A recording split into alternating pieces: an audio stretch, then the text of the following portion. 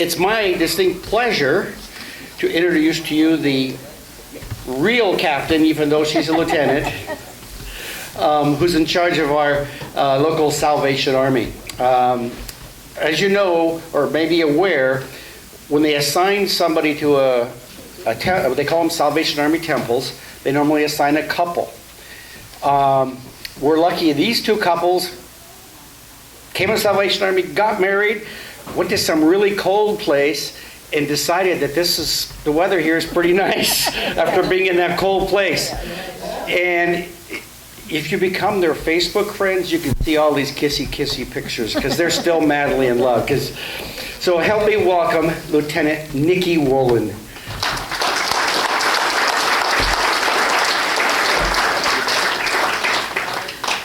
Hello. I come in a matching set. However, because it is kettle season, my husband actually has to be checking on some of our noontime volunteers. So he's driving around. What was that? Do you have corn?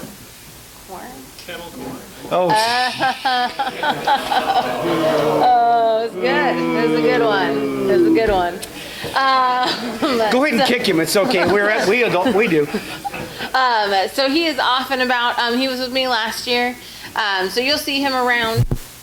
But we were stationed here. The way the Salvation Army works is they move us around whenever they feel like. So after training in college, we were stationed in Bozeman, Montana for 2 years. And we were moved here. We've now been in Longview for a year and a half, and we hope to be here for many, many more. But we can't ever guarantee anything because it's with the powers that be. So as long as our name doesn't get put into that raffle, we should be around for a little bit longer. So I'm just going to tell you a little bit about the programs the Salvation Army offers. I'll start with year-round and then go towards seasonal, which I think most people are pretty familiar with. So year-round, the Salvation Army offers various social service programs. We do a Monday through Friday hot lunch program, and we average about 100 to 150 people a day. It's closer to 100 during the beginning of the month and moves closer to 150 towards the end. The most we've ever served is 166 meals in one day. We have room and trays for 75 people, so on those days we have to rotate through pretty quickly. So because of that, in the last year we've gone through a little bit of a restructure. If you guys remember, Janice Hillman was one of our employees, and she has retired along with Bobby Costa. So when they retired, we went through a bit of a restructure, and we were able to hire a second part-time cook to help our full-time cook, who was pretty maxed out with our feeding program. So we were very excited about that. We have a transitional housing program where we have 8 beds. Used to be the Electra Motel, and it is now called Hope House, and it's a transitional program for those who are chronically homeless looking to become contributing members of society again. So the idea is that it's not like a shelter, but it is an actual program. So they meet with their case manager and set up a plan of action of what they will do and how they will seek income so that then they can move out and be self-sufficient, essentially. We also do rental assistance and food boxes. We're also a full functioning church, so we do service on Sunday, women's ministries, Bible studies through the week, and a free youth program. It's a scouting program, very similar to Boy Scouts and Girl Scouts, but we call them Girl Scouts, Sunbeams, Moonbeams, and Adventure Corps. So all of those programs are free, and our youth programs have grown substantially. We do pickups for our Tuesday night youth program because a lot of the children in our program cannot afford, their parents can't afford to be transporting them. So we pick up, and we have maxed that program out at between 30 and 40 kids, which is phenomenal. It's absolutely free. So it's a chance for them to earn badges and learn about life and skills and a little bit about God and the fact that we love them. So that is what we do year-round.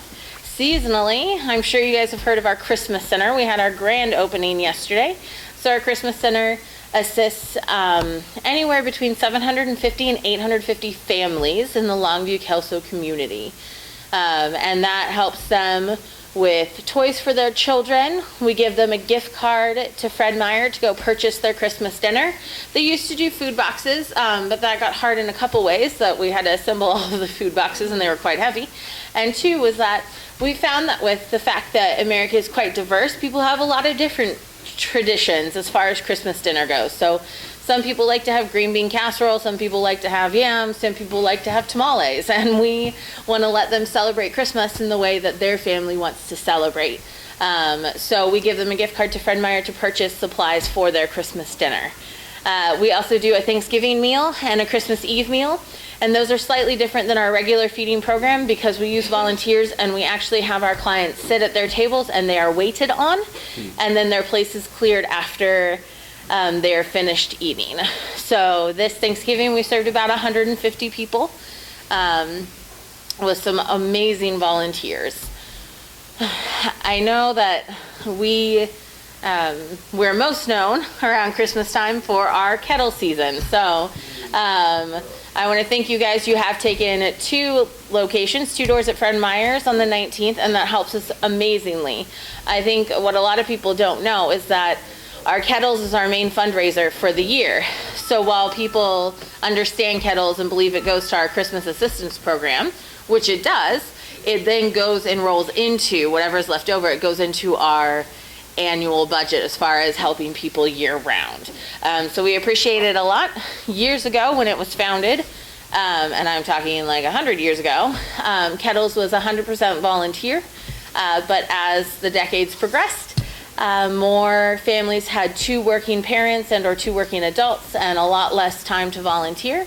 And we're moving into an era where there are more people now that are willing to volunteer. So in years past, we've had to use a temp agency who's been wonderful to work with to fill those slots. But obviously, if we're paying workers, the profit that we make is reduced so that our services are limited to what we get.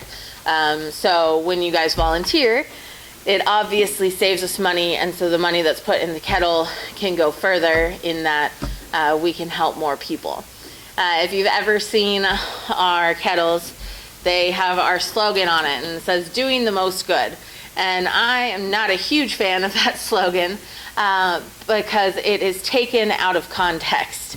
And it is from our founder's daughter, Evangeline Booth. She said, "There is no reward equal to doing the most good to the most people in the most need." And they took a snippet of that. But that's what we try to do at the Salvation Army. We try to use our resources as wisely as possible to help the community in ways that we need it. And we couldn't do it without people like you. We couldn't do it without our volunteers and our donors. And just the love and support that we have gotten. So we are so grateful for that. I heard, I'm going to make a little shameless plug, I heard that since your day that you signed up for bell ringing is full, have no fear, we have plenty of spots left. We are at, while we have made leaps and bounds, last year we were at 14% volunteers. The year before that we were at less than 10% volunteers. This year we have reached 33% volunteers for our kettle program. Yes. And we are incredibly excited, but if you are just aching to go out and stand in that rain, I will let you. So if you're interested in that, please give us a call. We have a website so you can go onto it and sign up yourself and pick a shift that works for you. And it really just, it helps. And as we know, there's always people in need. And I was telling my husband, we were picking up kettles, and I had a volunteer named Molly, and Molly said, I learned something today that just made my volunteering worth it. And she said that a lady came up to her and threw her spare change in the kettle, and she said, I don't have a lot of money to give, but this is the first year that I will not have to use your Christmas center to get my children gifts. And that's what it's all about. Because the reality is, while I love my job and I love being a Salvation Army officer, my goal should be that I am not needed. My goal should be that this community does not need assistance. And I was so blessed to hear that she had gotten to a place where she could take care of herself. And so that's our goal. Our goal is to work ourselves out of a job. I know it doesn't seem the most logical, but it's the nonprofit view. So help us to work ourselves out of jobs. We really, really appreciate it, and we really appreciate the support that you give us. So I tried to make it short because I knew we were short on time, but I'm on KLTV tomorrow night at 6 o'clock, and they gave me a whole hour to talk. So if you really feel like you missed out on anything, you can see an hour of this tomorrow night at 6 o'clock for more details. So I know. Questions? Oh, Is Hal going to be there? no, sadly. Oh, no. So with that, does anybody have any questions, comments, or concerns? What music instruments do you play? Oh, the musical instrument I play is none, and that is for the benefit of everyone around me. What, Jonathan play one? Guitar. Jonathan plays the guitar. Yes. You saw the report that's been circulating on the internet. Oh, yes. Lions International is number 3 as far as percentage of money received for those to the needy. Yes. They come in third, first place. Is the Salvation Army. Yes. And that report's a little old. I'm not 100% which one that one is, but we do try to give the majority of our money back. And in order to cut down costs, my husband and I live in a house that's owned by the Salvation Army, and our furniture is owned by the Salvation Army, and our kitchen supplies are owned by the Salvation Army. So when we are moved by the Salvation Army, it's really just us and our wonderful possessions, also known as CRAP. That is what we move with us. So, What's the salary of the CEO of the Salvation Army? the salaries are actually based on years of service. So Right. it depends on who you're talking to.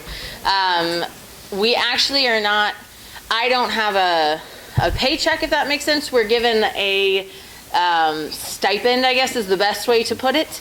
So my husband and I are paid a stipend for what we do. Our employees, though, are paid, and we're very grateful for them because we're a nonprofit, so we can't offer them much. So No, CEOs of the Salvation Army overall is paid less than $50,000 a year. I mean, and they compare receive, that to other agencies you may think are doing good. Yeah, and it's a stipend and it's a calling. So we believe in putting the money where it is needed. So yeah. So if no one has, yes. So Wackanock, we get money, or we get food from CAP, and then we take money out of the kettle budget to fill in. We get a lot of carbs and vegetables donated, which is wonderful. So usually we're buying like the proteins to kind of tie it together to be a meal. So that's a little bit of that. And then also community donations. People bring in stuff, and this time of year we get tons and tons of turkey, which is wonderful because if we don't use it for our 2 holiday meals, turkeys can freeze for quite some time, and we can use them throughout the year for our daily feeding program. So yeah, yes. So your direct service to individuals, 1,000 people, 2,000 people a year? Oh, a year? I don't have that number on my head. We serve 100 to 160 people a day, and then our food boxes are anywhere to 10 to 50 people every other day. And then our Christmas center is about 750 people. So or 750 families. So it varies every year. And if you would like numbers, I can print you a report. You can call me, obviously. It's open if you would like it. I just don't have it on the top of my head. So. It's around the 2,500. Thank you. Awesome. Appreciate you coming.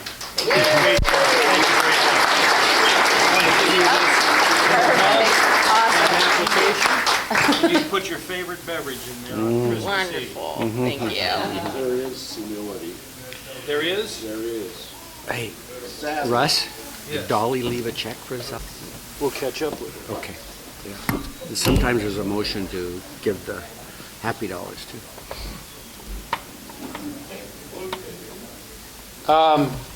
We were discussing up here the Salvation Army and their program and the things they do for the community. And one thing we might want to consider is the donations from the Happy Buck Barrel or the bucket, and in honor of Bert Gravel. If I could have a motion, or if not, we can, depending on how you feel. Second, we have a motion made and seconded that we contribute the Happy Bucks in honor of Bert Gravel to the Salvation Army for their programs. All those in favor? Aye. Thank you. There's